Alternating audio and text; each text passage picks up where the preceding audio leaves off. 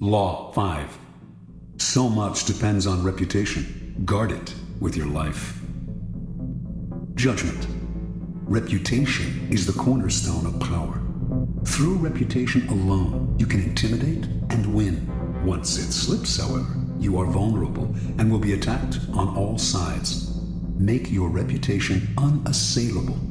Always be alert to potential attacks and thwart them before they happen. Meanwhile, learn to destroy your enemies by opening holes in their own reputations.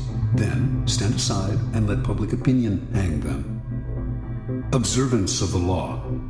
During China's War of the Three Kingdoms, AD 207 to 65, the great general Zhuge Liang, leading the forces of the Shu kingdom, dispatched his vast army to a distant camp while he rested in a small town with a handful of soldiers. Suddenly, sentinels hurried in with the alarming news that an enemy force of over 150,000 troops under Sima Yi was approaching. With only 100 men to defend him, Zhuge Liang's situation was hopeless. The enemy would finally capture this renowned leader. Without lamenting his fate or wasting time trying to figure out how he had been caught, Liang ordered his troops to take down their flags, throw open the city gates, and hide. He himself then took a seat on the most visible part of the city's wall, wearing a Taoist robe. He lit some incense, strummed his lute, and began to chant. Minutes later, he could see the vast enemy army approaching, an endless phalanx of soldiers. Pretending not to notice them, he continued to sing and play the lute. Soon the army stood at the town gates. At its head was Sima Yi, who instantly recognized the man on the wall.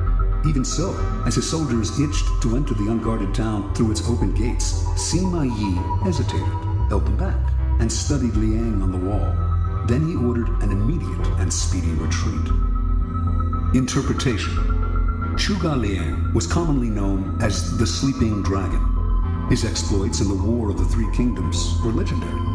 Once a man claiming to be a disaffected enemy lieutenant came to his camp offering help and information. Liang instantly recognized the situation as a setup. This man was a false deserter and should be beheaded.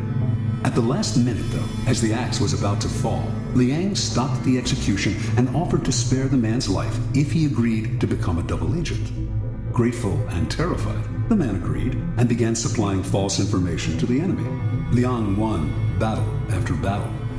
The Sleeping Dragon carefully cultivated his reputation of being the cleverest man in China, one who always had a trick up his sleeve. As powerful as any weapon, this reputation struck fear into his enemy. Sima Yi had fought against Zhuge Liang dozens of times and knew him well.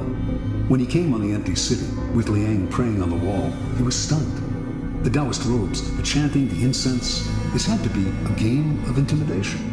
The man was obviously taunting him, daring him to walk into a trap. The game was so obvious that for one moment it crossed Yi's mind that Liang actually was alone and desperate. But so great was his fear of Liang that he dared not risk finding out. Such is the power of reputation. It can put a vast army on the defensive, even force them into retreat without a single arrow being fired. Keys to power. The people around us, even our closest friends, will always, to some extent, remain mysterious and unfathomable. Their characters have secret recesses that they never reveal. The unknowableness of other people could prove disturbing if we thought about it long enough, since it would make it impossible for us really to judge other people. So, we prefer to ignore this fact and to judge people on their appearances, on what is most visible to our eyes: clothes, gestures, words, actions.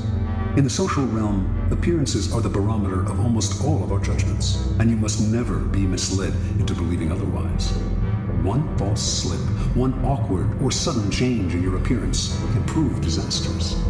This is the reason for the supreme importance of making and maintaining a reputation that is of your own creation. That reputation will protect you in the dangerous game of appearances, distracting the probing eyes of others from knowing what you are really like, and giving you a degree of control over how the world judges you, a powerful position to be in. Reputation has a power like magic. With one stroke of its wand, it can double your strength. It can also send people scurrying away from you. Whether the exact same deeds appear brilliant or dreadful can depend entirely on the reputation of the doer. In the beginning, you must work to establish a reputation for one outstanding quality, whether generosity or honesty or cunning. This quality sets you apart and gets other people to talk about you. You then make your reputation known to as many people as possible. Subtly though, take care to build this slowly and with a firm foundation, and watch as it spreads like wildfire. Reputation is a treasure to be carefully collected and hoarded.